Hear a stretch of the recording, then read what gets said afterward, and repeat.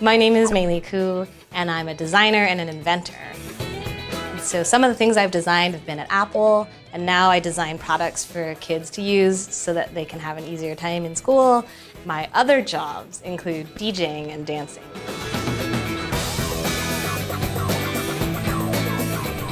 Computers are everywhere. They're in people's pockets, they're in people's cars, people have them on their wrists, they might be in your backpack right now.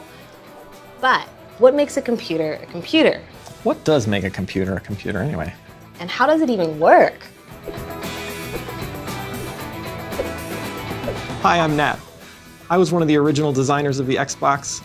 I've been working with computers since I was maybe 7 years old, and now I work on virtual reality.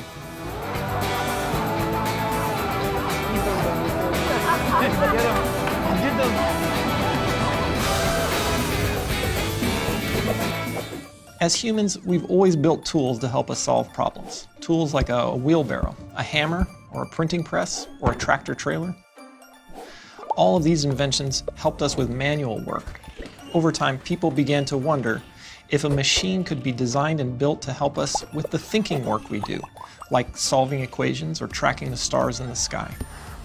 Rather than moving or manipulating physical things like dirt and stone, these machines would need to be designed to manipulate information.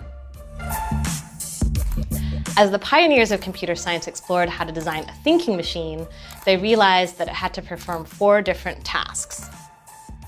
It would need to take input, store information, process it, and then output the results. Now this might sound simple, but these 4 things are common to all computers. And that's what makes a computer a computer. The earliest computers were made out of wood and metal, with mechanical levers and gears. By the 20th century, though, computers started using electrical components. These early computers were really large and really slow. A computer the size of a room might take hours just to do a basic math problem. These machines are things of gleaming, vari-colored metal and numerous flashing lights. Computers started out as basic calculators, which was already really awesome at the time, and they were only manipulating numbers back then. But now we can use them to talk to each other, we can use them to play games, control robots, and do any crazy thing that you could probably imagine. Modern computers look nothing like those clunky old machines, but they still do these same 4 things.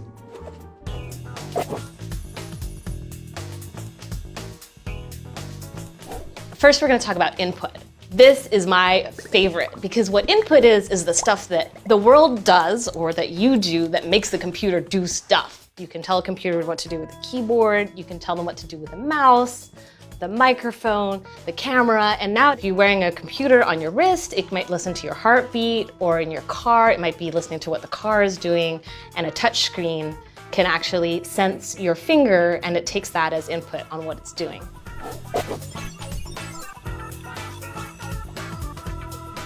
All these different inputs give a computer information which is then stored in memory. A computer's processor takes information from memory, it manipulates it or changes it using an algorithm, which is just a series of commands, and then it sends the processed information back to be stored in memory again. This continues until the processed information is ready to be output.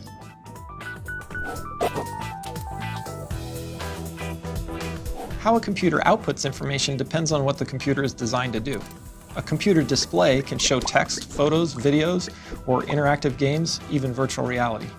The output of a computer may even include signals to control a robot. And when computers connect over the internet, the output from one computer becomes the input to another, and vice versa. The computers we use today look really different from the earliest thinking machines. And who knows what the computers of tomorrow will be like. My hope is that you get to help decide what you want the computers of tomorrow to look like. But across all computers, regardless of the different types of technology they use, they're always doing the same 4 things. They take in information, they store it as data, they process it, and then they output the results.